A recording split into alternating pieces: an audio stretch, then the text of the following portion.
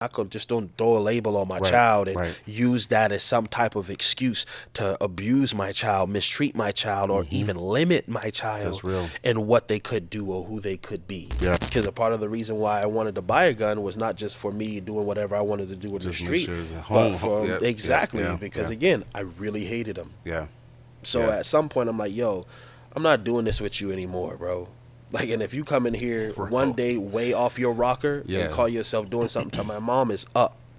What's up, fam? It's Adrian Threet here with Unstoppable Visionary, and I am super excited about the conversation that we're having today with our friend Jeremiah Bligen. He is a super dope creative, an artist in the music industry, but most importantly, he is a solid husband and father. And little secret, he loves God. It's not really a secret. But I'm so excited to be having a conversation with him about what it looks like to build in hard seasons. If we're honest, like for most visionaries, we're not afforded the opportunity necessarily to always build from a space where it's all like flowers and unicorns and rainbows and everything's super easy and there's no troubles or challenges or difficulties. Like the reality is, even if you start off that way, right? You hit some rough patches and it can be hard to navigate those spaces and those seasons where you got to keep going. The reality is that we as builders, as dreamers, as visionaries, we're called to be trailblazers. We're pioneering new spaces, new places where we're having to plow and to dig deep to chart a course for others to follow behind us. And so we're going to dig into a conversation about what that looks like. Like, how do you practically continue to build and pursue what God has put in your heart when times get hard? Yo, as you're listening, please drop in the comments what's standing out to you, what questions you have. We would love to be able to dig into some of the things that are on your heart as you're listening to the videos. Since it's not like a live recording where we're getting a chance to interact with you as you watch, we still want you to have a voice. We still want to address the things that is burning in your heart as you're watching and just have some conversation around it. So be sure to comment, be sure to like and share, subscribe so you don't miss any upcoming episodes. And yeah, I said a lot. I think I've said enough. Let's just get into it. Let's go.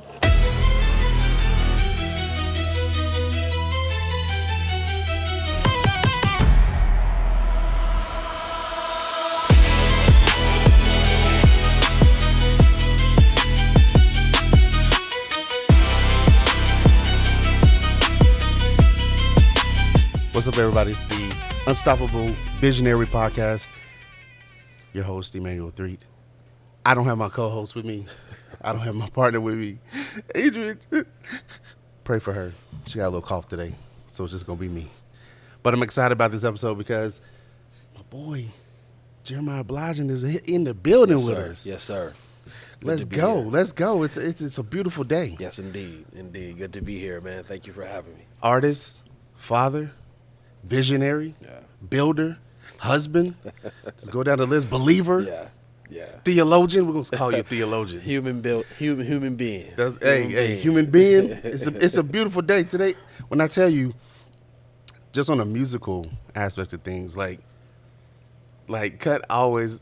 Shout out to Cut Right. Cut Right always. He's like, yo, Jeremiah be like orchestrated things, be piecing things together. He taking music, and I'm like, does he play music? I was like, I don't even know, but he just be building these epic, like just musical things. And so anyway, I know we're not just here talking about music, but I just wanted to say like that is super super dope because you rarely hear that. You got right now it's the era of the fast, super fast, like lightning, crazy fast. Like you can just make a beat and so to hear somebody that's actually taking time to like get the ingredients. I don't like how this is, and it's like straight up crock pot, like let it stew, let it build. It might take a couple years to get this thing right. Like that is dope. I love that. No, I appreciate that. I love that so much. That, man.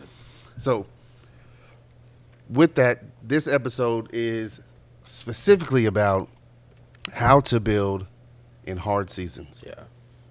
Now, one of the reasons why we felt like especially you have such a powerful testimony.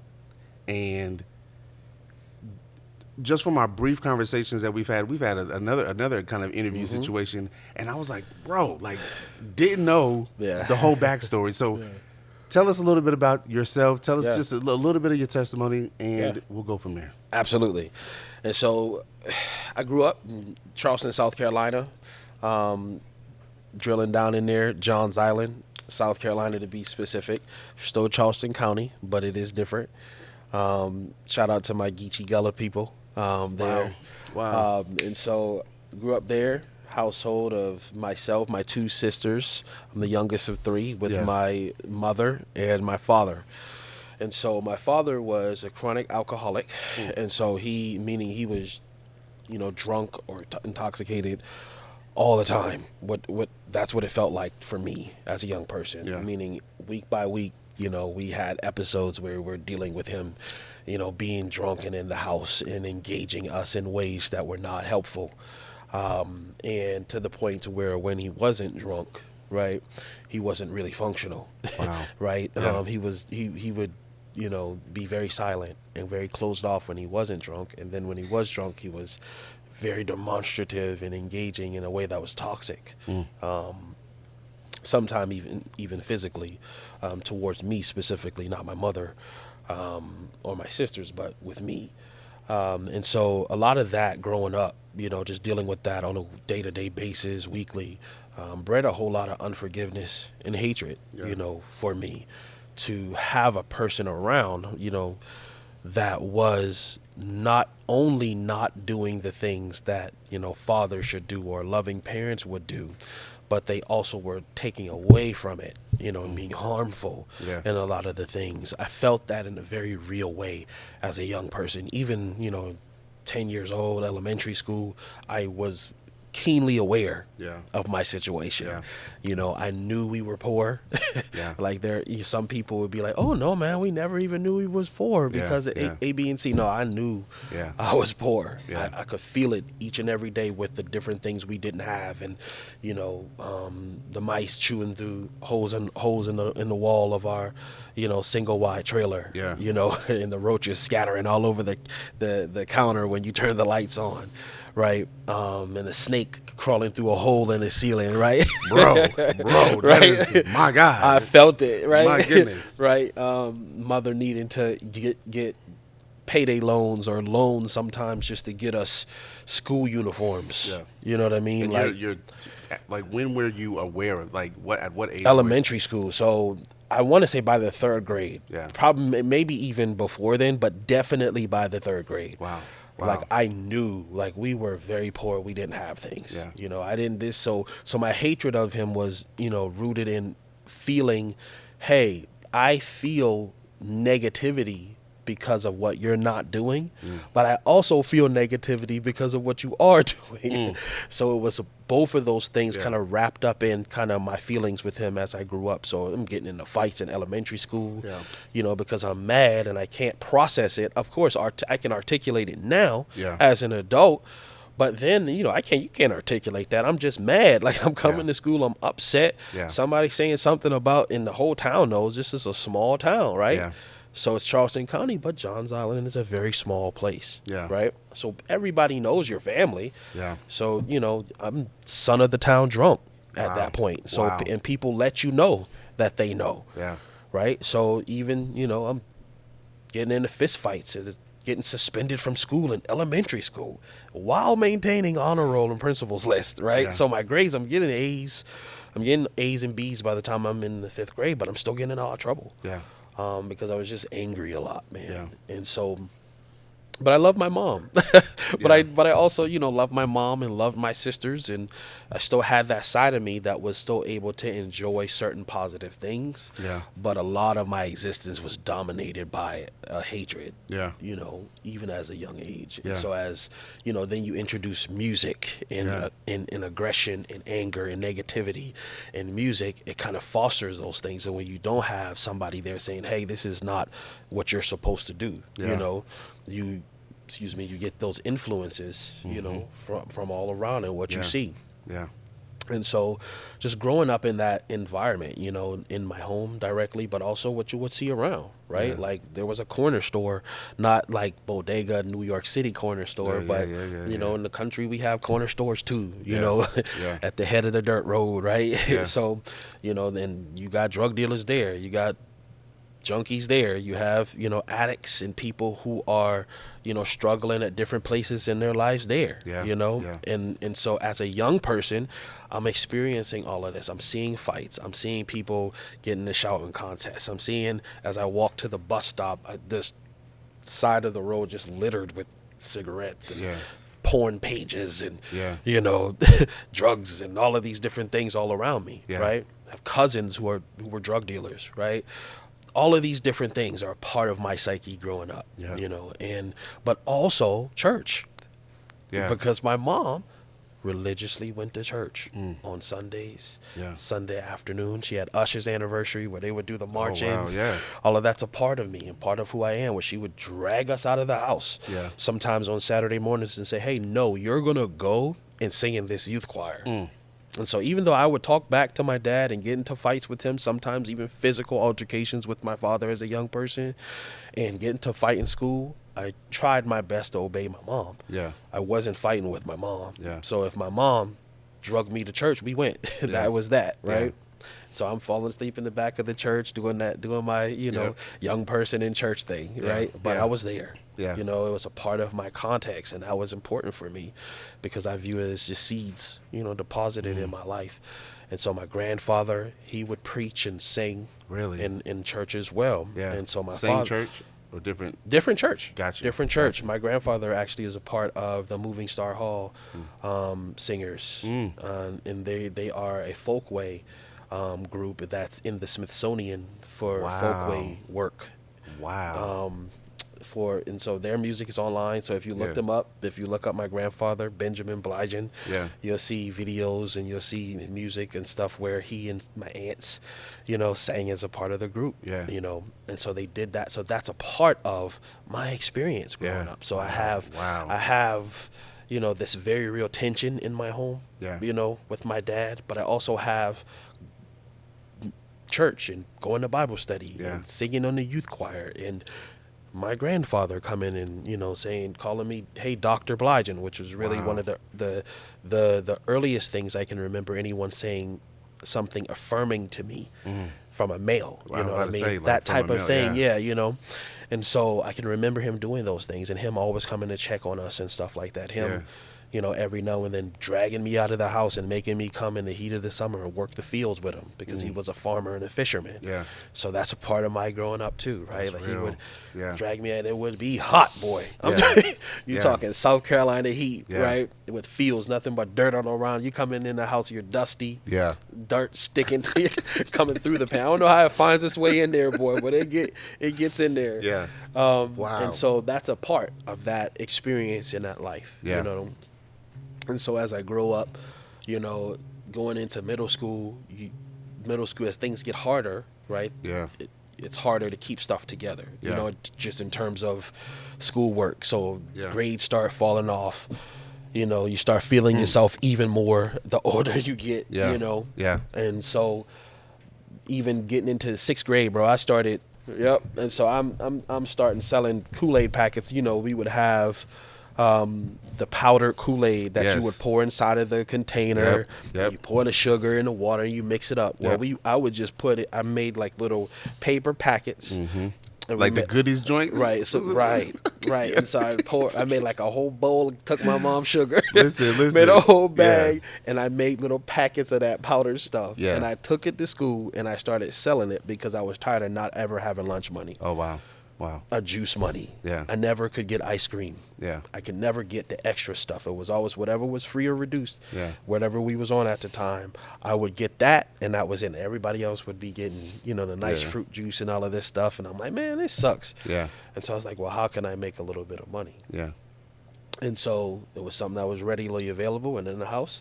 So I did that. And I started making a little bit of money too. I had like a little wooden box. Started making $20, $30. Like, oh, I'm doing this 50 cents for a packet of Kool-Aid pouches. Somebody told on me though, because I eventually had people doing it with me. Oh, yeah, you had an organization. Yeah.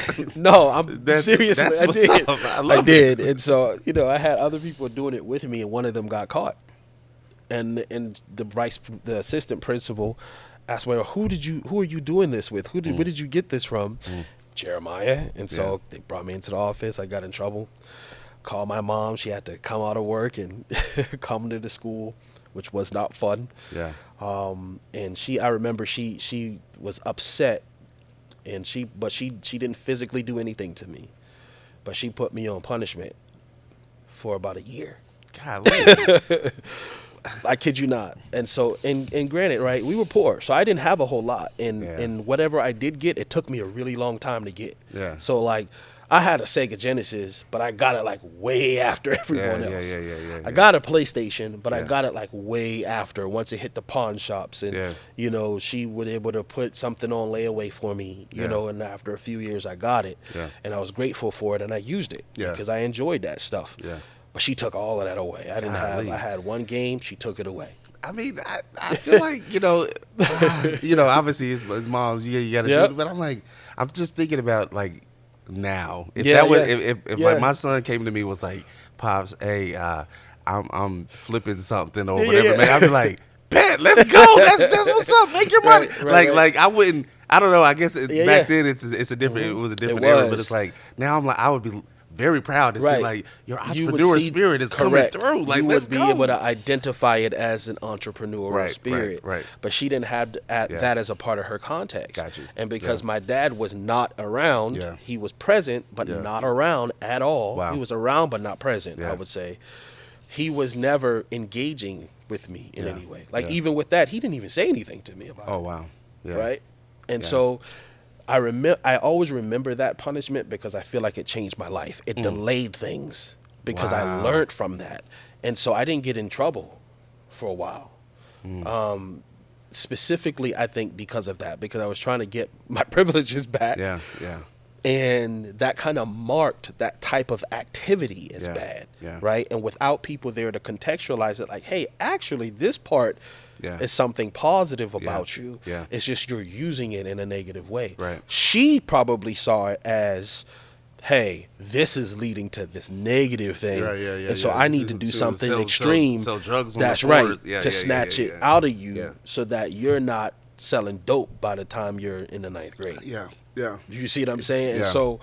And so she, she did that, got in trouble. But all the while, my dad's still there, and he's still a drunk, and I'm still getting into it with him. Yeah. So all of this hatred, all of this stuff, I'm still not doing great in school because, I didn't know then I have ADHD, note that for later. Like, I have this stuff going on, so I have struggles in class that no one really knows what to do. Right? It's just like, oh, he's just sleepy. He's just a part of a broken home. He just has his stuff going on, whatever. We're in middle school, you're in high school, figure it out. That type of deal. Right?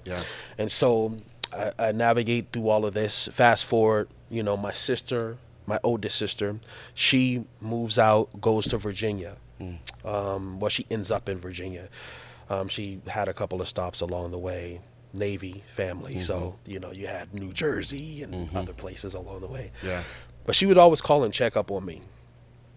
She would hear things about Jeremiah's getting into this, he's getting into that. So she would call home, check in with my mom, like, how is he doing? What is he doing? Is he there? Let me talk to him, right? Because we didn't have cell phones then, right? So she's calling the landline. That's crazy, bro. And she would just check in on me, and she was in the church at that time and, plugged in, so she cared about what I had going on. She would always just check on me, and so she would have me come and visit her.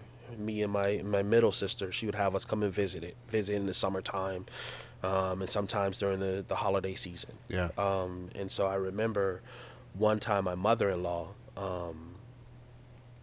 she was, we were all close, and so her husband's family, we were all close. Like, I would go and hang out with her younger son, sometimes. And go to church with them. Sometimes my mom would approve that and let me go.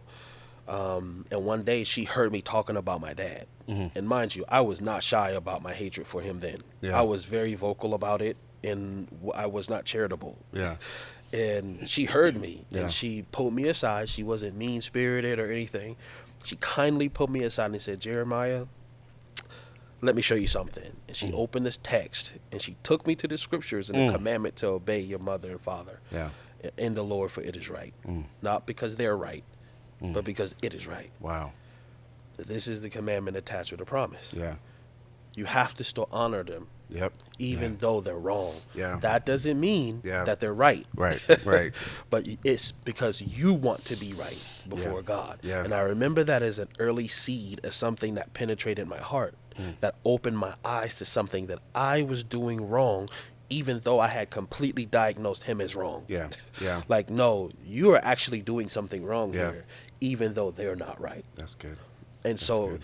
so that was a seed for me. And so as I would visit my sister as a teenager, I'm in high school at this point. This is my second high school that I'm in. And I went and I visited my sister for Christmas one time. And I remember receiving the word. Everything just kind of felt a little different for me. And I got into some fights at home. You know, your little relationships break down. Yeah. You know what I mean? You grow up, things become a little bit more clear for you.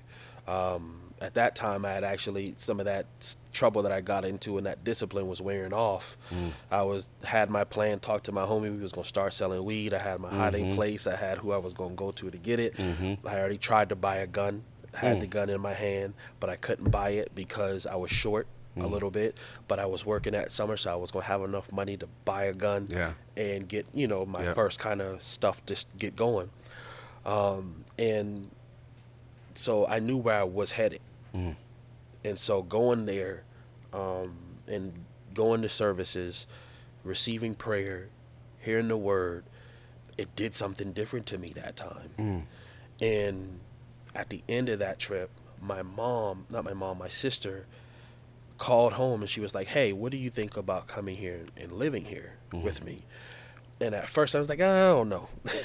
You know, again, I have in my own mind what I'm getting ready to start doing. I got my homies here. You know, this is where I'm from. You know, my identity is here. My mom's here. Because a part of the reason why I wanted to buy a gun was not just for me doing whatever I wanted to do in the street. Sure it's a home. Exactly. Because again, I really hated them. Yeah. So at some point I'm like, yo, I'm not doing this with you anymore, bro. Like, and if you come in here one day way off your rocker and call yourself doing something to my mom, is up. It's just over with. And I really meant it. I mean, you're talking about years and years of festering. Wow. I really meant it. And I bought the gun primarily for that purpose. Boy. I wanted to buy the gun, I wanted to buy the gun primarily. When I had it in my hand, I was thinking about that, and then secondary was whatever I wanted to do. Wow. And so I didn't really know at first, and my mom was just like, no. That's my only son. He's my last one. I'm going to raise my child. I love my child. And it's my responsibility. I'm going to take care of my son. But she was like, I know, I understand that, but, you know, I think it'd be good for him to come here, you know, get his mind set and free from all of the stuff that's going on. He's not okay where he's at. She could see it.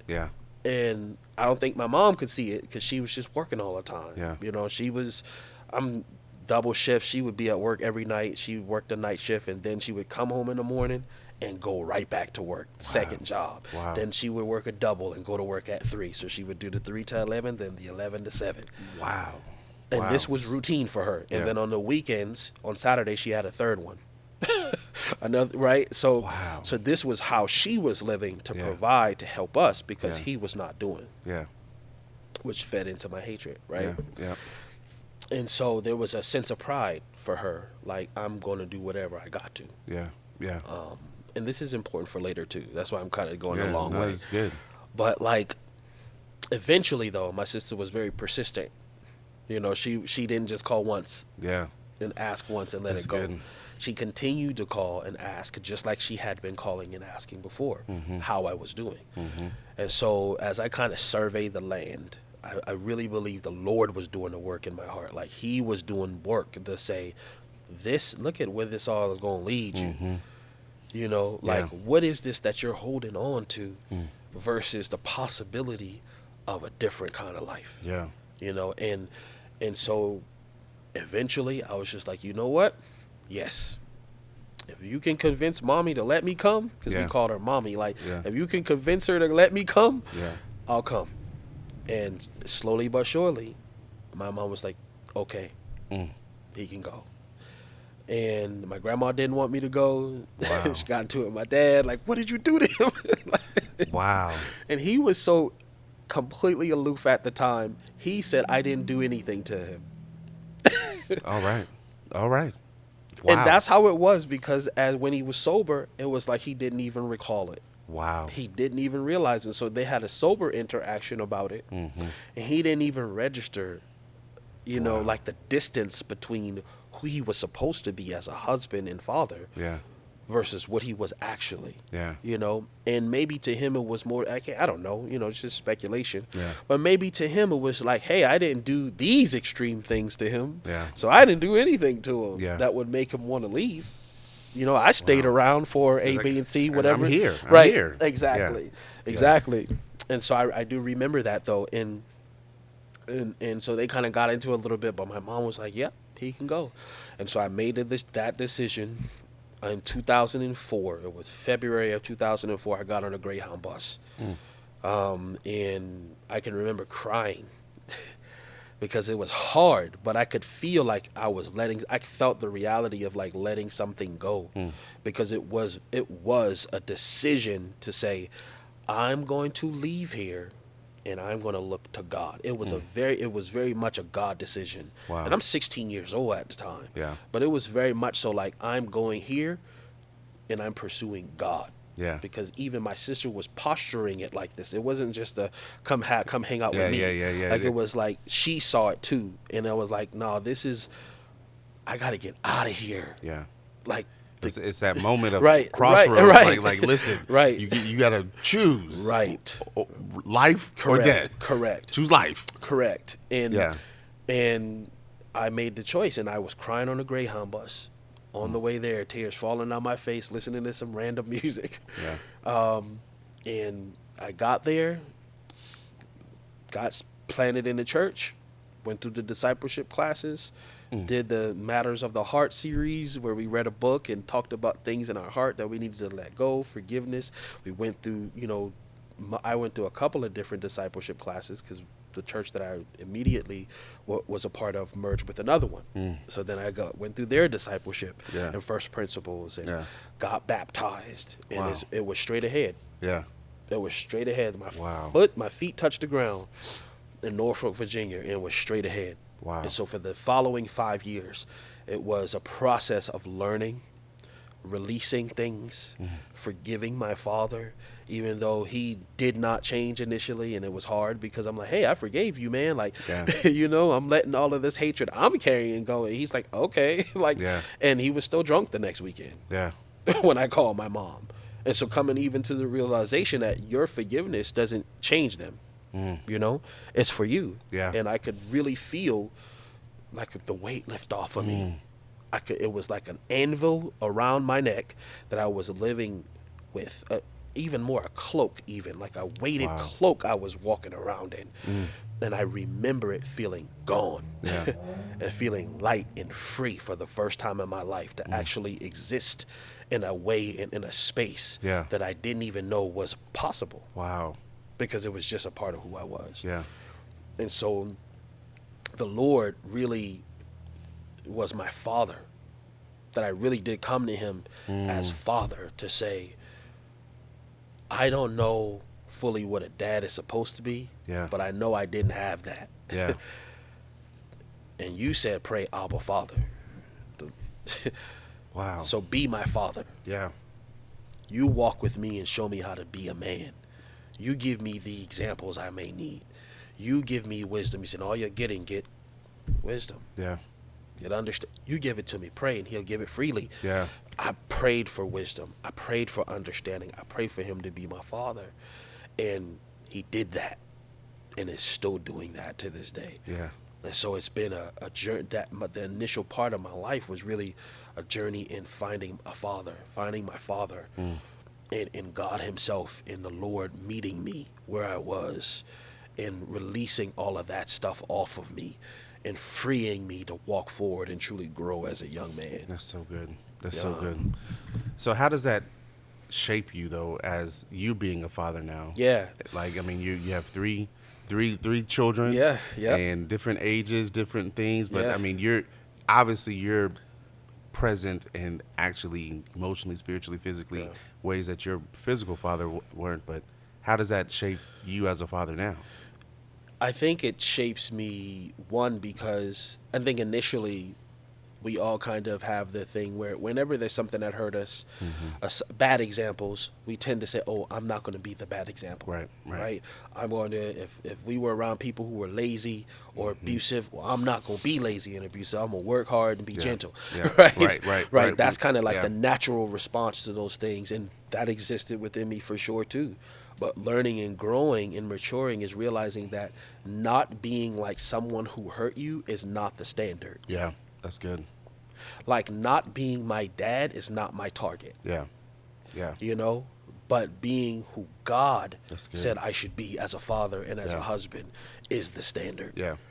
And allowing him to be my anchor and to be my target helps guide me on these days where I don't feel like I can continue, on days where I don't know what to do, on days where I let myself down, right? Like, on all of these different things we go through as men, as fathers, as mothers, as people, you know, those days, remembering that God is my target. Yeah. Like, he sets the standard, not what I've been through, not who my father or my mother was, but learning from them, right? Because they are a part of us. Yeah. You know, they are a part of us.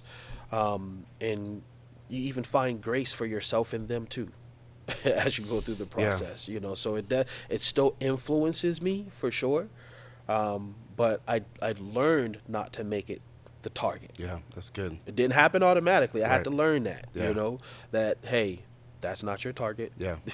You don't want to just love your wife like your dad didn't love your mom. Right. You want to love your wife as Christ loved the church. That's real. And love her based on who she is. Yeah, that's good. And work through your challenges and the difficulties you have. Yeah. You know, and the things that was passed down to you. Yeah.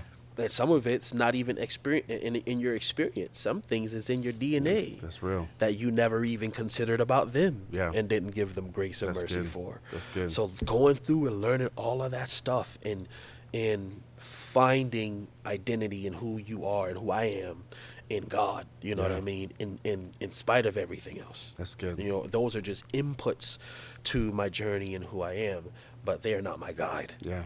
You know, they are not my standard. That's and my good. target. That's good. Now, have you and your father reconnected at a different level? And so my dad, unfortunately, my dad passed shortly after. Oh, wow. So yeah, so after I came to the Lord, forgave my dad, because those things were not synonymous, right? Yeah. I had to actually, it wasn't like, oh, I believe in God, I'm saved, so now everything's good. Yeah. I had to do the work and evaluate, choose to forgive him, and then choose to forgive him again every time I called my mom and she said he's tripping. Yeah. And it hurt, you know, making those decisions to forgive constantly. Eventually, I want to say within about 2 to 3 years of that, he stopped drinking completely. Really? He stopped drinking completely, started going to church more. Really? Right. And he was always somebody like, oh, I believe in God. Yeah, You know, yeah. but he was he was something else. But like, he would definitely even call out like church people for being hypocrites while he was blasted drunk. Wow. You know, Yeah. but he always had awareness because his dad would preach. So that means he Yeah. would see certain things too, though. Yeah. Right. And so, but he always had an awareness, you know, and a reverence towards God, even though his challenges, you know, kept him from being fully submitted. And I don't want to say that in a way that excuses him, Right, but right. understanding him, Right. you know. Yeah. And so it wasn't surprising that, you know, once God kind of shifted that affliction, you know, he was able to tap in and start being consistent in certain other areas too. And so shortly before he passed, we did, you know. Oh, yeah. But we didn't become friends. Of course. I mean, you know what I mean? that's- You know that, I mean, you know, yeah, that's gonna be hard. I mean, you know what I'm saying? Yeah, didn't have enough that's time real. for that. You know what I mean? Yeah. But I think it's interesting, especially as, you know, as an adult, seeing our parents different ways. Like it's like I can, as a kid, you're like oh, you see certain things and you hate it and you don't fully understand everything. But then as an adult, you're like, they didn't probably know nothing. Like I don't know. I'm you know what I'm saying? It's like I'm right 40 something, and I'm like, bro, like I feel like some days I'm like I'm struggling to just get my mind right, and but I got responsibilities of these little ones that are like looking at me and they looking like, Dad, what you doing? I'm like, if they just knew in my mind, like, I don't know what I'm doing, you know, like So I just think about like the, you know, obviously your father had an issue with alcohol, but it's like, what was the what was the undertow stuff? What was the things underneath that had pushed him to the place where he was trying to cope with whatever? And it's like, you know, that's right. And it's so crazy when you really, one of the things, markers of immaturity is centering yourself. You center yourself as a child. Yeah, right. Everything's so about you. You center even other people's behavior, and those behaviors can hurt us, no doubt. Of course. But we make their intent and their everything about us. That's you know, as children we do that. Of course. But growing and becoming more mature people, we start to be more merciful and understanding, like to really seek about someone else's well-being. So we start asking questions like you did. Why was he like this? What was going on? And you realize a lot of times our parents were way younger than we thought they were. Like even we see memes and stuff about it now. Like man, and like whoa, it was like what? It's like, oh, you know, you're older now than right. Yeah, but they look like 50 though. Right, like they were cloaked in oldness. Right, I couldn't believe you were 33. Like, right. You got mad gray you hair. Were, right, you had grays all over. You were in the usher's outfit. You look 65. Sorry, oh, you just turned 65 last year. Like, wow, right. Yeah. So they seemed so much older than they were, but they were young people a lot of times, and they didn't have the same things that we didn't have because they didn't give it to us. They didn't have either. And so they were figuring out a lot of stuff too. And I found out or realized, because I heard some things, but not really fully understanding. My dad had a brother that he was very close to as a teenager. Like they were best friends. You know, I think they were like 16 and 17, so they were very close in age. It was his older brother.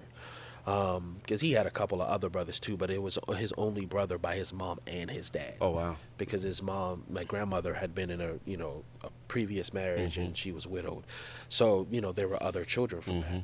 So he had older brothers from that. But his brother, one time when he went to New York to visit his oldest brother, his brother that he was best friends with drowned. Oh wow! That's trauma right there. And it devastated him. That is wow. And it devastated him, and according to, just family conversation, that set him on the path. He didn't drink before then. Yeah. And that set him on a path. Seeing his parents get into it over this, seeing his heart broken and not really knowing what to do with it.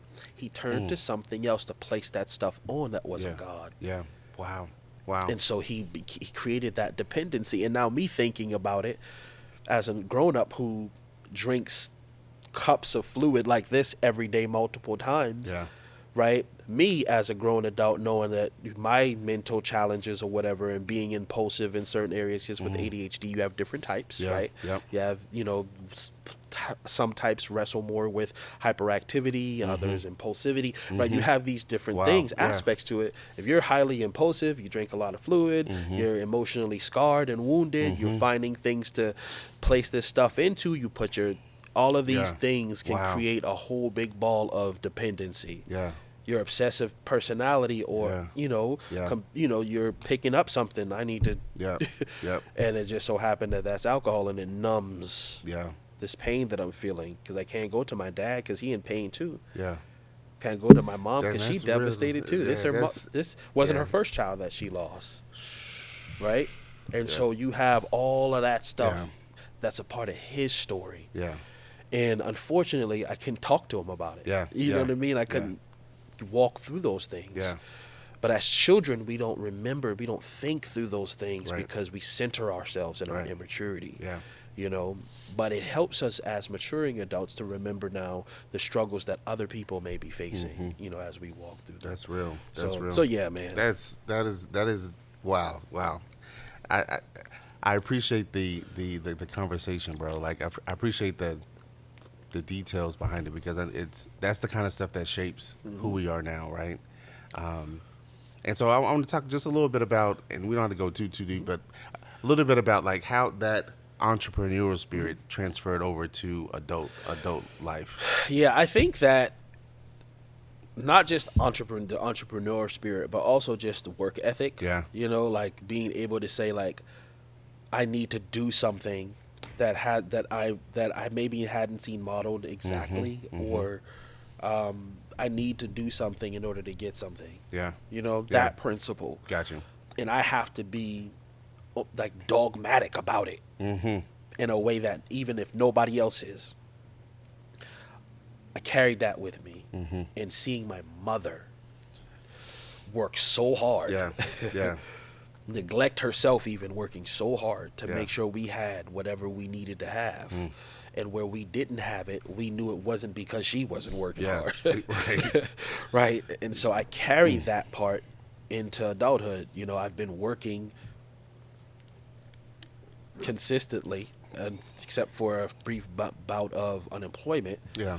You know, for a few months. Like, I've been working consistently since I've been 17. Yeah. Since I was 17. And working hard. Yeah. You know, so it carries over in that sense of the drive, the grit. Yeah. Of like, hey, I didn't have a job. I got a job working part-time from a temp agency. Yeah. Randomly at this location, and I came in on that night shift, and I outworked the people who were working full hours on the day shift. Yeah. Yeah. You know, and that translated into a day shift job. Yeah. Which translated into a promotion. Yeah. That translated into another role and another role and another, and it, you know, and so now in addition to that, while I'm doing that, I'm going to school full time because I want to still do this. So I'm doing this work full time while I'm doing full time at the university, while I'm also working in a nonprofit and mentoring a group of kids and leading services on the weekends. Yeah. And doing my music. So I'm doing all of those things at the same time. Yeah. That spirit, I feel like that spirit and that ethic and that drive translated into those different ways. Yeah. With building music, and you know, because music, especially in today's climate, but you know, like generally speaking, most artists, you are entrepreneurial. You may not realize you need to be or that you are, but you are. Yeah. You know, as artists, you have to put things together yourself. You have to build a product yourself. Yeah. You know what I mean? Even if you have partners and vendors that you're working with, you're building this product together, and then you're marketing and putting it out. You're distributing that product, and then you're marketing that product. That's entrepreneurial. Yeah. You know, like it's just a different mode of doing it. Yeah. And so it showed itself in those ways, you know. Yeah. And so in just my ethic with work, across the board in the different avenues, you know, in my life. Now, do you think that, in your opinion, do you think that you found success in the things that you are building? I think that yes and no. And so I would say yes in this aspect of God has used my work and my ethic to provide for my family. And that provision has been steady. That God has blessed both my wife and I to be able to show up, work hard, you know, and create a stability in our family and our home that we didn't see growing up, maybe. Yeah. You know what I mean? But that I didn't see growing up, you know, but that my kids have seen, you know. So that's success for me, you know. We don't have G-Wagons and Bentleys, but we know how we're getting from point A to point B. Yeah. And my kids have never had the light shut off on them and had to light a candle in order to see. Yeah. You know, they never had to boil water in the tub in order to have clean water, borrowed from a neighbor. That's right. That's... Like they haven't turned the lights on and seen animals. Bro, I know that you laughing. I know that's just your story, bro. But that is terrifying to me, bro. I just be honest. When you said that with the hole with the snake, I said I'll have to find somewhere to go. Go. I'm gonna have to, because that is scary. Yeah. Like I don't do snakes, bro. And funny enough, I had glued my fingers together, being and a young idiot playing with super glue. I glued my hands together, playing around with glue. And my sister was just like you, just laughing, like, what are you doing? I was like, I don't know. I can't get it apart. And I go to the bathroom. I kid you not. She opens the door, and there's a snake coming through the roof. And she's just like, oh, my gosh. And she bolts. And I'm just like, ah. Just rip it apart. That did it. It got my fingers loose, boy.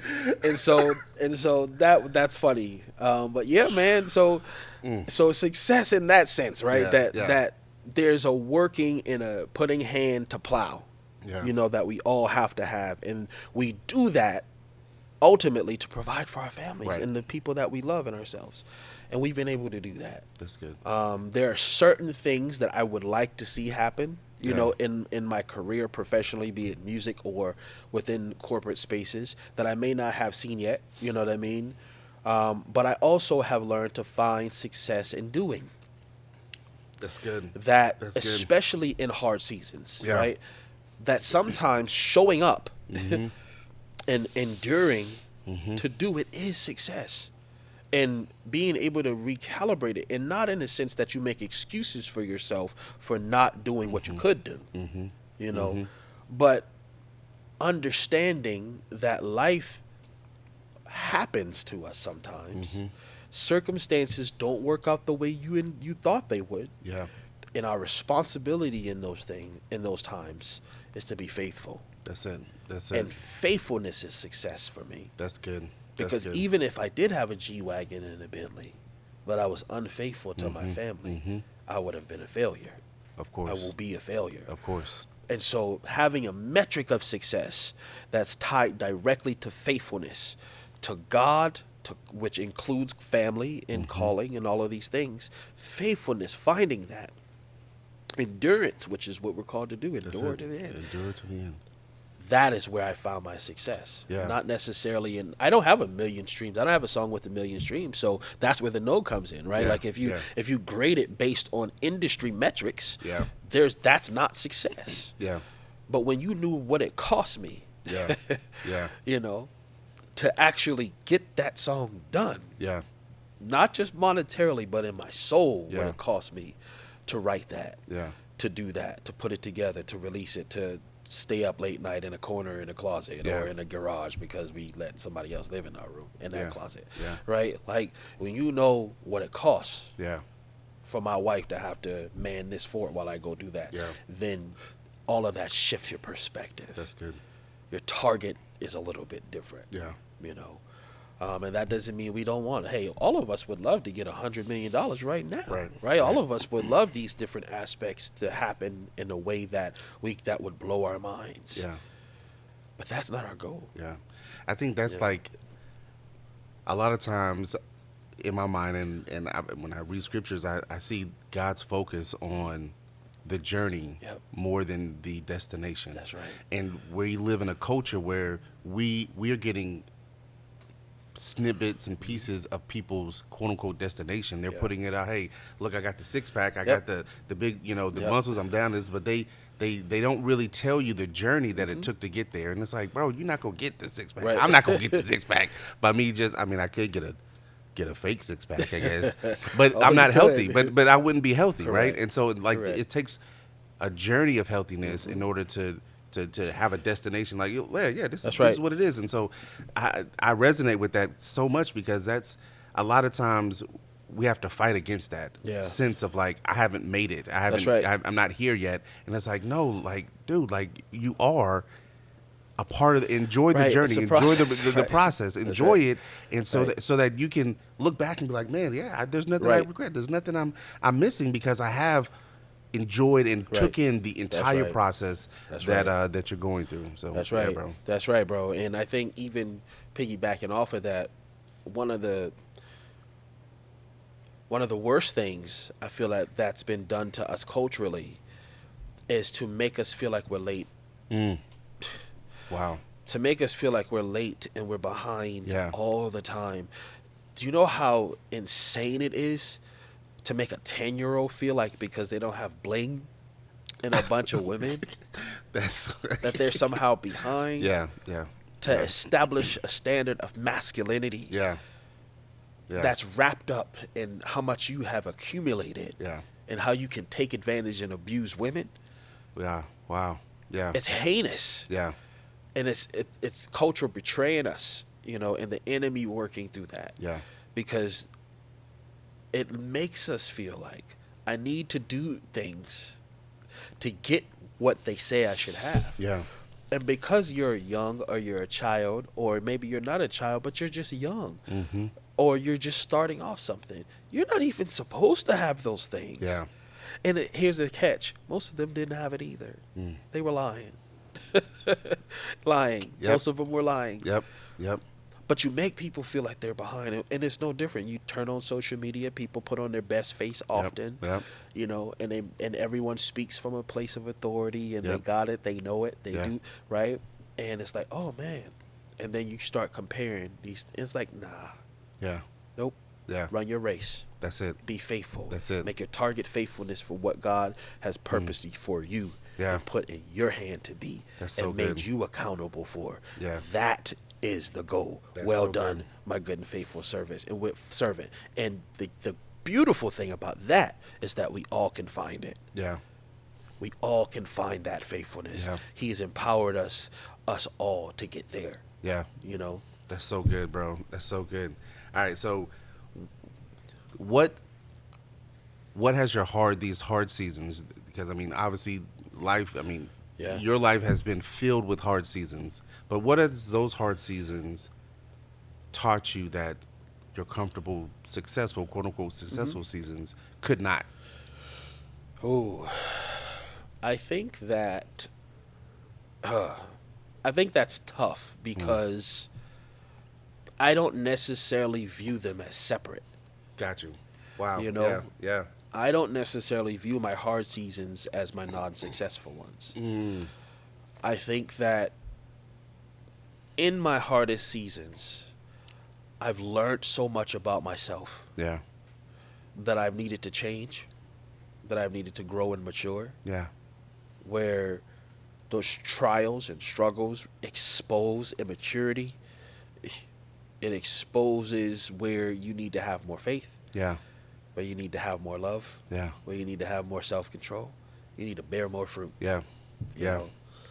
And if the point of it all is to make us more like Christ, if the point of it all is for us to be faithful and be faithful servants, then constantly evaluating ourselves and what we're doing to make sure we're in line with the faith and doing that work, that is successful. You know, and so I feel like those hard seasons bring me my success.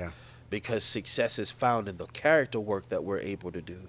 Because that character work is what keeps us in whatever room that we may be in. That's good. You know, and so because being in a room, anybody can get brought into a room.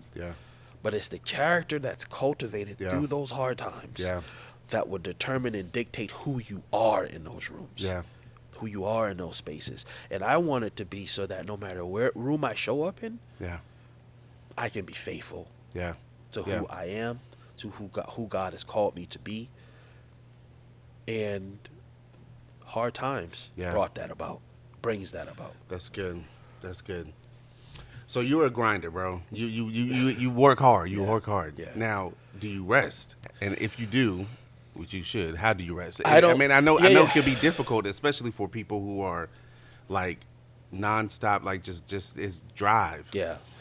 I think I don't rest enough in terms of physical rest, and it's difficult. I do have 3 kids and with special needs, and those special needs vary. And so finding rest within that is very difficult. Because a part of our rest isn't just sleep. You know. It's hard to find sleep. It's very hard to. It's hard to rest, bro. Right. Continue. And so rest isn't just sleep, and so it's hard to just find 7 hours of sleep. Sometimes it just is. But what has helped me is being able to maximize spaces of non-sleep rest the best that I can by enjoying the people that God has placed in my immediate circle. That's good. In community, finding those opportunities in a way that allows me to be faithful Yeah. to all of my responsibilities. Yeah. And what that looks like for me is primarily enjoying my wife, I love that. because that's my best friend. Yep. Shout out to Right? the wives that are best friends. Right? That's my closest friend, confidant, and advocate, Yeah. who's considering me and what's best for me, that I can enjoy her company, and I don't need to go anywhere to do that. Yeah. Yeah. And so even though it would be nice because Yeah. we do actually need those moments Yep. to kind of detach. Yes.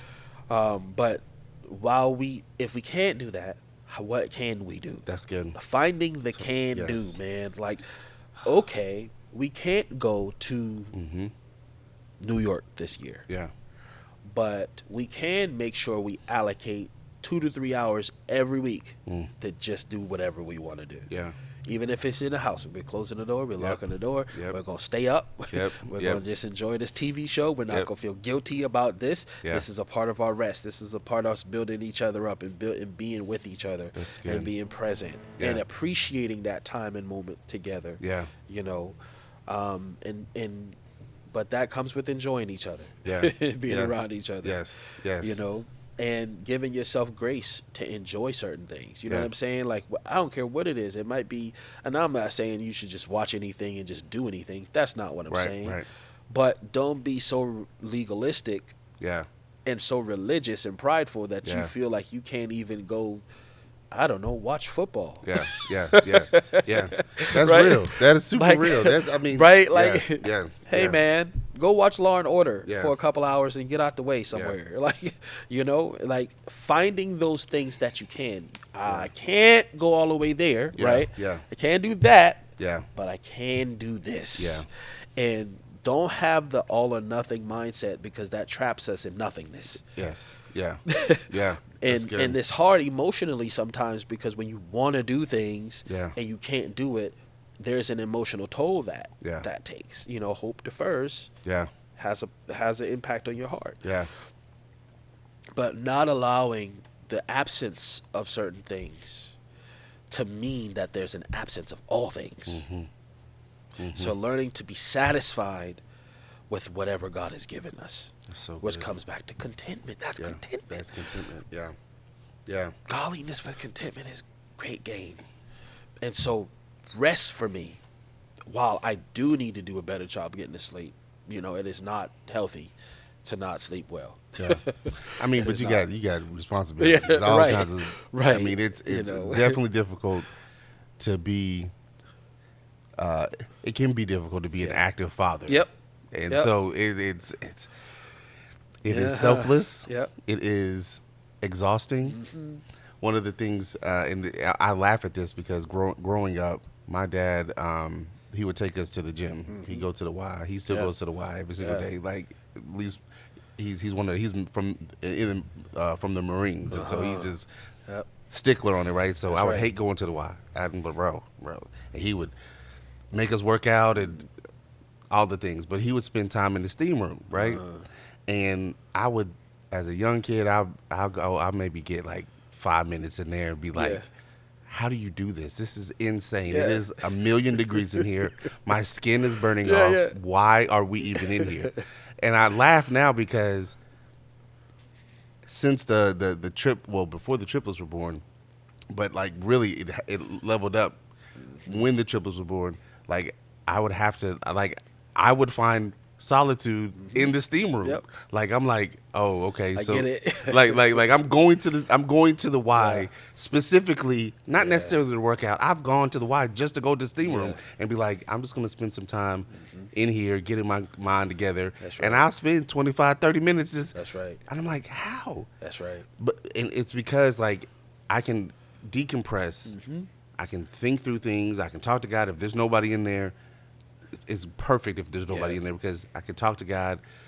Side note, if you a dude out here at the Y or any gym and you walking around with no shoes on, that is wild work, bro. Like I know this is we're talking about, but that is crazy work. Yeah. Please put your shoes Put on. some slippers on. Slippers, something. Yeah. Don't be walking in. Don't be just anyway. Don't be butt naked up in the joint, sitting on the joint. But Yeah. anyway, that's a whole nother conversation. Yeah, indeed. But listen, Why etiquette? seriously, I need y'all to put some clothes on for real. Yeah, man. But like finding these spaces Yeah. that can create rest in a world where rest is not automatically built in, and it's not it's going to be. It's not there. Like, it's just not possible. Yeah, man. And I think what really has helped me over the years is with God as Father, you let him establish your rhythms and challenge culture. You can kind of identify where culture has you going off the rails and stuff. And so I remember, man, there would be times where I would be working so hard. I would be at work at 11 p.m. on a Saturday night. Yeah. You know. And granted, that wasn't an all the time thing, but there were seasons. Yeah. And I'm like, can't do stuff like that anymore. Yeah. So establishing boundaries, Yeah. even in certain places, to allow me to say, no, I'm not going to do these things. If it's an emergency, then it's an emergency. Yeah. But most of us are not trafficking in emergencies. That's good. Most of us aren't. It's right. Exactly. And so it's like, okay, Lord, as you establish rest as a godly thing. Like, you rested to show us something. Yeah. So not because you needed it, but because we needed it. So show us where. I'm like, okay, gotcha. Yeah. So what I'll do is I'll say, unless it's an emergency, you will not see me on Saturdays. That's real. That's real. And that day may be, whatever for you. But for me, I try my best Yeah. to hold my Saturdays. Like, hey, unless you need me. Yeah. Yeah. I am going to give me and my family permission to not do all the things. I'm not doing it. Like, aside from the fact that it takes a lot for us to do anything. Yeah. Just with our makeup. Just the pressure of feeling like you need to do something. Yeah. Also impedes rest. That's good. That's why I said rest is not just sleep. Yeah. It's also like releasing like the expectation of doing. And by saying like, no, I'm going to have a day. We're going to have some time scheduled into our rhythm. That's good. That's good. That there are no expectations of doing anything. Yeah. I don't care if there's laundry coming out of the basket. I mean, that's our You house heard? all the time. I don't. Shout out to my wife. She literally just did it yesterday. I don't care. Golly. We're not doing anything, and That's it's good. okay. That's good. It's all right. It'll be there tomorrow. I need to do a better job at that, bro. And For work, real. Like, and it's the same thing with work, man. It's like, yeah. this stuff will be, unless someone needs me to do open heart surgery, which Right. they don't because I'm not a surgeon. That's super Probably super real. can wait until tomorrow. Yeah, that's good. That's good. And the people who love you, Yeah. the people who love you, Yeah. they get it. Yeah. Yeah. Because they not centering themselves. Come on. And so no. Yeah. And so that's a key part of how we're able to rest, even though we gotta do better with sleep for sure. So we're gonna get ready to wrap up, but there's a couple things I want to talk about real quick. Let's do it. All right. So one, I want you to talk. We talked about it before the cameras was in the videos and the audio and stuff was on. But I want you to talk a little bit about your vision for your nonprofit specifically that you're brewing up and stirring. Because one, I think it's important that this conversation gets more, just gets out there more. Yeah. Two, personally, I have a short period of time in the background where I spent as a special needs teacher for little children. They're like 5, 6 years old with autism, and so it's close to my heart. This is before all, but like we're talking about 15, 20 years ago. Before like there's 15, 20 years ago. Oh my God. But before like it's like where it is now. We're talking about, they're talking. This is in the season where people thought that like autism was still connected to vaccines into that lane. So this is, and I mean, you were talking years and years ago. I mean, some people still think that, but anyway. It's not, by the way. Yeah, it's not. But talk a little bit about that. Yeah, no, man. And so there's not a whole lot I can get into with it because we're still working. Yeah. But I do want to create. We want to create something that supports parents. Yeah. Yep. And provide them with resources and support. Yeah. And advocacy, for them from coming out of those diagnoses, Yeah. Receiving that diagnosis, going through the school system and attending IEP meetings. Yeah. And some people have to do it alone, and everyone doesn't have necessarily the same level of understanding of what the school systems are responsible for and what's in the budget for you to make a priority for my family. Right. So having an advocate that could be with you as you go through those things, providing you with the resources to say, hey, this is all out here to help you as you navigate this. But also providing people with the supportive presence, to know that you're not alone. And one of the things that special needs families go through, and everybody can go through this to a certain extent, right? But it's especially prevalent with special needs families, is that you go through things in isolation. Because people don't understand the cost of it. And even if they do understand and they want to, they're ill-equipped to help and support. And because you're protecting your family, you're protecting yourself from all of these, and protecting them too. Because if you come in and you're not prepared to do something, you could cause harm, and that could harm you. Right? It could scar you because something happened on your watch because you weren't prepared for it. So having that support to say, hey, you're not alone. That's good. It's not, because sometimes it does become all about the people with special needs, and because they have the needs, you give that. It's just like parents with children, you give the attention to the ones that are most needy sometimes. But parents get lost in that sometimes. Marriages get lost in that sometimes. And so it's finding these ways to support people with special needs, families with special needs. And throughout the whole process, from that initiation into the world to walking through the hardships of schooling, and growing through. And we're still on our journey too, so we're figuring it out and learning it along the way. But the spirit of it, rooted in that. I love it. I love it. I think that's extremely important.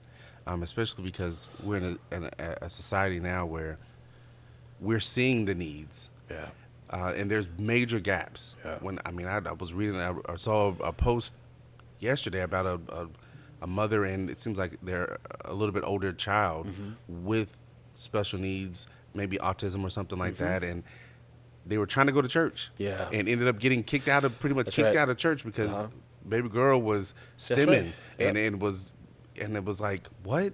What do you? And obviously, that does something. You're talking spiritually. We got friends now that they specifically go to a certain church. That's right. Because they have certain things in place to help, and it's like spiritually, there's some things that need to be in place that aren't there. It's a for long support.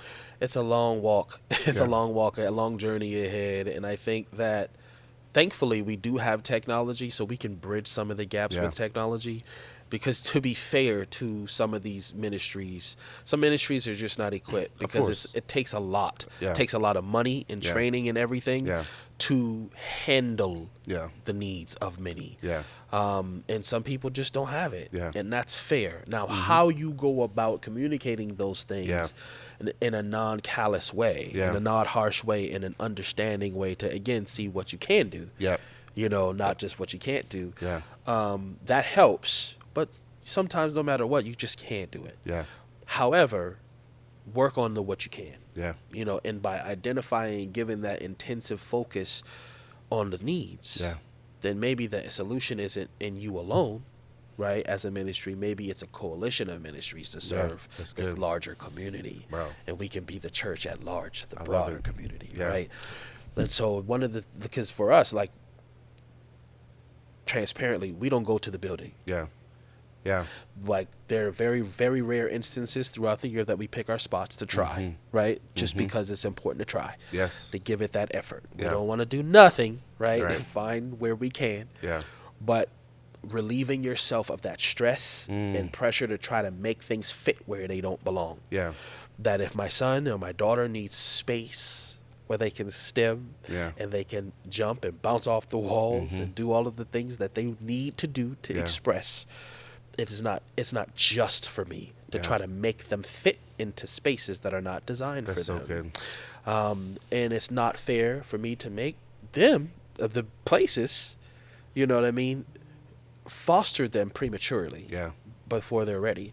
However, I can come online Yeah. sometimes, and it's hard. Yeah. Because paying attention is hard. Yeah. But it's hard for a typical yeah person to fully engage. Yeah. So the online. So COVID was a blessing in that sense, that it made everybody develop the disciplines to shoot video and live cast. You know, that serves in this way too. I saw a post recently where a church was getting rid of their broadcast, and some people are like, make everybody come to the building, and that's great. Yeah. In some sense, we do want to encourage physical, because there's power in our being together. Of course. But remember the least of these among you. That's good. And remember that there are some people who are not coming, not because they don't want to. Because they can't. This is a lifeline to the people That's good. who may be sick and shut in in a different way. Yeah. And they need to be able to show up in some kind of way, and this helps. Yeah. That's good. Even tailoring how we interact with our digital communities will help, in those aspects. I definitely feel like that's a conversation that needs to happen more often, and that leads to action, right? That's like, okay, let's take the digital part of things to a deeper level, where it's not just sitting back and like just casting it out, but there's actually, and some churches actually do it, where it's like a whole ministry department where it's like we have this, but then you got people who's calling people, you got people who's going to their house and like actually checking on people, because they know they're only doing digital, and so I think that is a beautiful thing. Now, and I don't want to go too deep on the conversation if you don't want to, but I do want to ask a question, because if a person, say, as a father, if you have you've experienced the diagnostic season, getting children diagnosed with autism. How would you encourage a man to handle that season? To if say they have concerns, say they have they're seeing things that they're not really, they don't know, and they're worried, or like, if you were talking to somebody, I don't personally have any concerns right now. There was a season where I did, just because I've seen things and I'm like, okay, you got little ones, you're like, okay, you're not talking the way I need to, and it's like, but if you are having that conversation with a friend, how would you help them navigate that? Good question, and I absolutely can answer that question. I think that, so if it's something where, just to clarify, before diagnosis or after, like they just got the diagnosis? So I would say before. So there's those observations and concerns, and then potentially how to even navigate to a point where do they bring it up to a doctor? Do they what I'm saying? Do they ask those questions? Gotcha. Do they, Yeah, I would say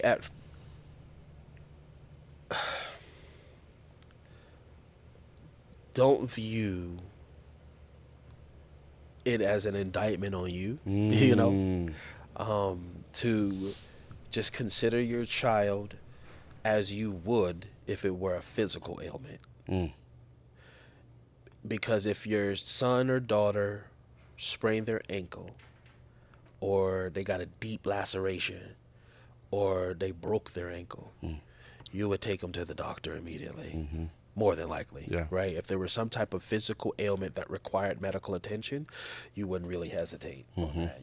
We're not going to play with this. This could become infected, or we got to set this back, So I understand that sometimes, because people are quick to label our kids, and especially within the minority community, like with black people, hey, we're not going to just don't throw a label on my child and use that as some type of excuse to abuse my child, mistreat my child, or even limit my child and what they could do or who they could be. Right. And so a lot of that is built in, and it comes from a place of, I love my child and I don't want people to treat them in a way, that's anything less than love, that's anything less than respect for their potential and what they could be. And so a lot of the times we're wrestling with that, right? And oh, they'll grow out of it, or they'll do this and they'll do that. And so we're just going to push forward in that way. But I would encourage you, for what's best for your child and for you, to seek whatever clarifying things you can, because that clarity brings support. Yeah. That clarity empowers you to hold schools accountable. That clarity empowers you to have grace with yourself as a father, as a mother, as you love your children, to have grace. Like, hey, this isn't just something like I just can't get right. Yeah. I just can't parent my kid right, no matter what I do. I'm a failure as a father. I'm a failure as a mother. It empowers you to walk in grace. Like, no, there is some extenuating circumstances here that is a barrier to me being able to have them even process the love that I'm trying to give. Wow. So look at it as a tool for empowerment. That's good.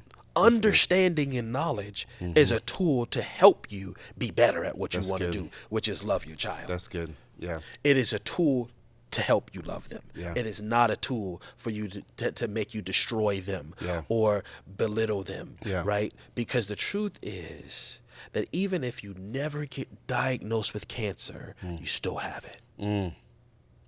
The diagnosis is knowledge that empowers you to seek treatment or make a change that could potentially save your life. Yeah. And of course it's different. I'm not saying it's apples to apples. Right. But in principle, that's what the learning part of it, the understanding. The knowledge helps you do that. And so now when you're even talking to each other as spouses, you can have more grace with each other. You can understand that there's something else that's going on here that's very difficult for you. And I understand that. So now you can do more work to learn some more, to see how we can love each other better as spouses as we navigate that. But if we're fighting constantly to even go down the path because we still have that apprehension, we won't even get to that place as fast as we could. That's good. And the earlier you can get to it, the more of a fight you can put. I'm using cancer because it's a good example that we're all know. It's better to see it in stage 1. Right? Because, and that's not saying it won't ever grow to the place that it may be fatal. It still might. But learning as soon as you can gives you that much more power to help them to serve. And so view it in that way, and be gracious with yourself. Be gracious with yourself. Be gracious with each other. You know. And it may mean that you have to relate. No, it will mean. It will mean that you're gonna have to, if it comes that it does actually, you know, there is some type of diagnosis there. You're gonna have to relinquish what your expectations were of parenting. What your expectations were of being a father or a mother, and dreams and hopes and desires. And a part of this apprehension sometimes of going down that path is because we're not ready to let that go yet. That's real. And that's because real. We're talking about young kids, and most of the time, like when we start seeing things, it's young.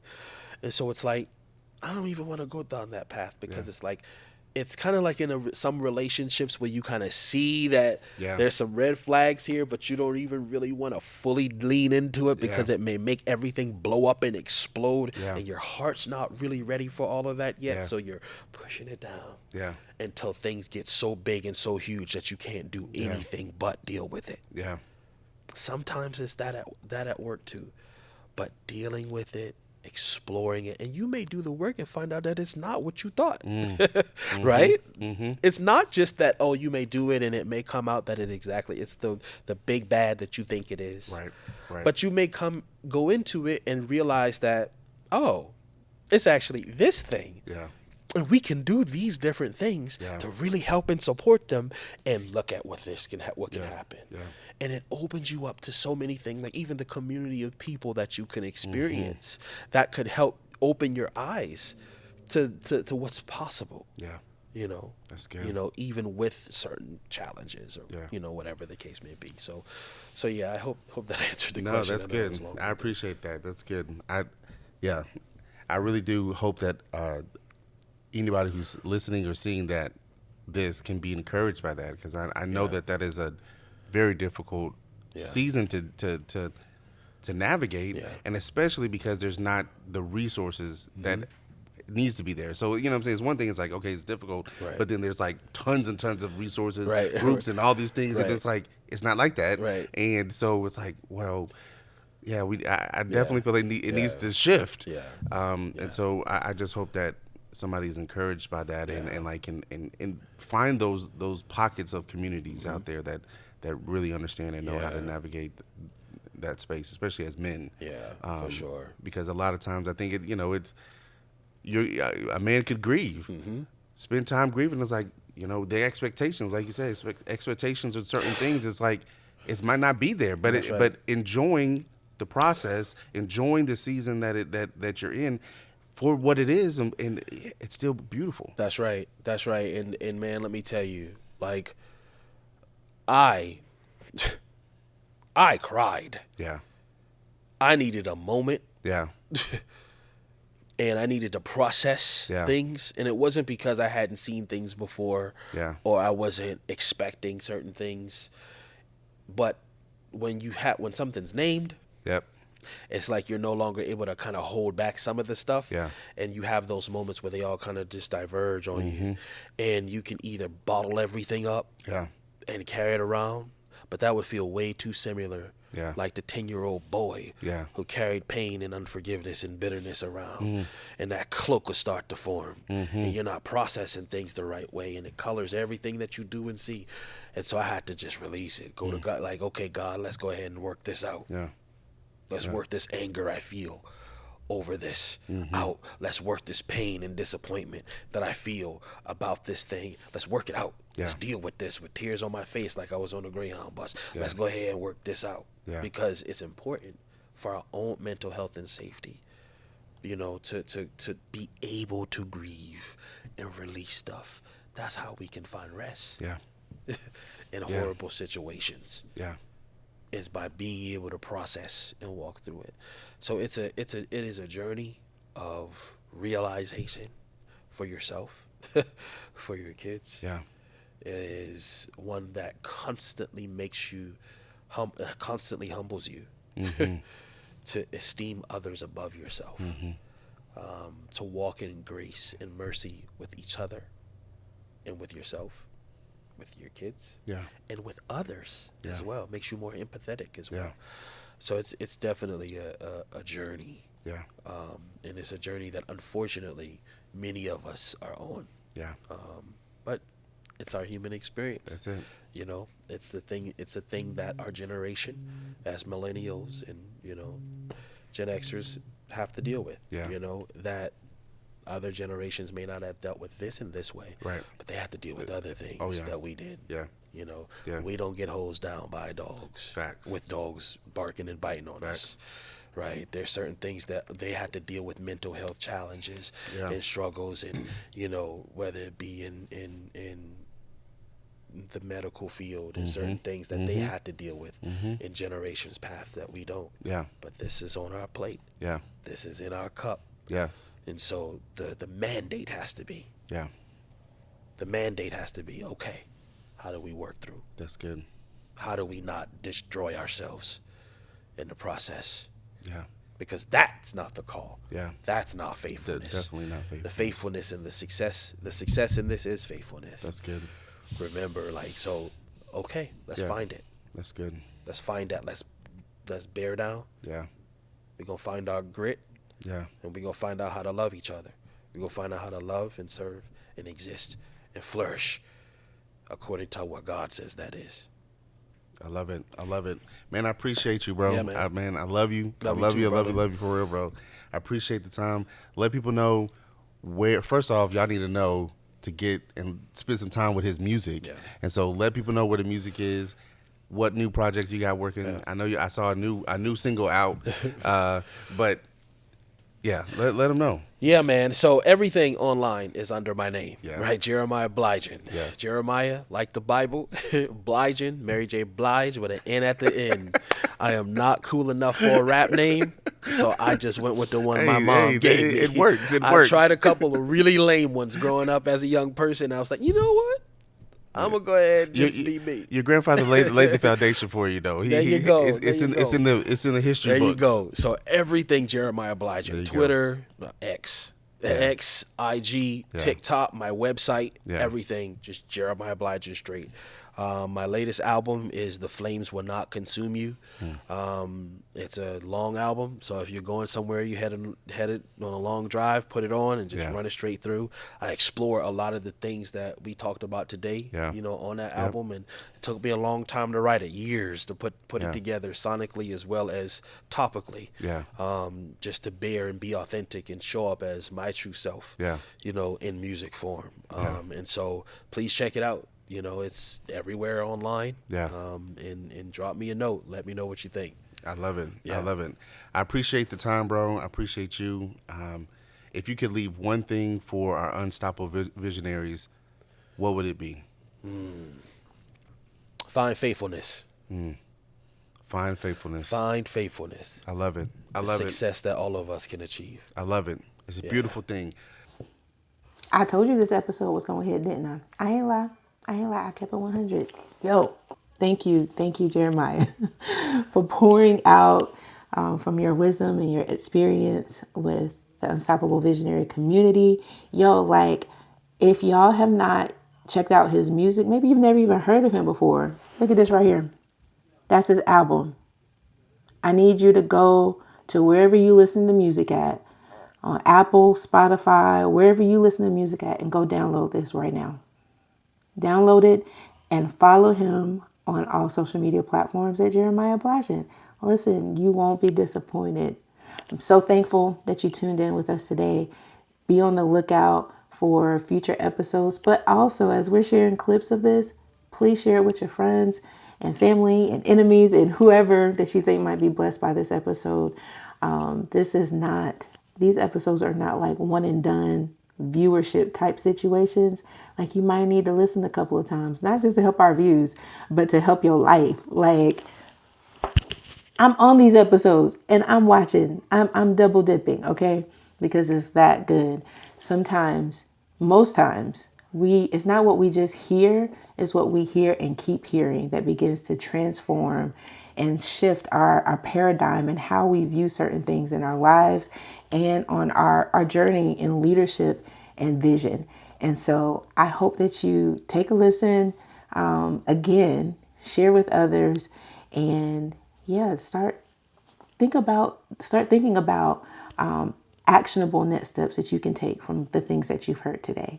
All right, we love you. If you haven't heard about the Unstoppable Visionary book, I happen to have one right here. Look at this right here. I'm gonna need you to go to givehopedaily.com and place your order. Get this book. It's going to help you. It's going to help you. I wrote this book from a place of thinking about how I could have prevented myself from falling in a place of burnout as I was building. And as I began to think about how I arrived at that place and what I could have done to prevent that, I also began to think about what could I do to ensure or safeguard my life and my vision and my family from me entering into that space ever again. And so I put it all in a book, a very short book, I must say, not too long, because as visionaries, we already have so much on our plate. So I wanted you to be able to get the meat real quick, get the application real quick so that you could put it to work and keep building. So I want you to go to givehopedaily.com, purchase this book. Let me know what you think. All right, guys, we'll see you next week on next week's episode. It's going to be dope. It's going to be fire. I can't wait to hear from you, see how God is using this content. And also, guys, not to be super deep, super spiritual, but I do believe in the power of prayer and agreement. So if you got prayer requests, listen, send us an email at givehopedaily@gmail.com. Send it to us. We'll pray for you. All right. Love you guys, and we'll see you next week. Peace.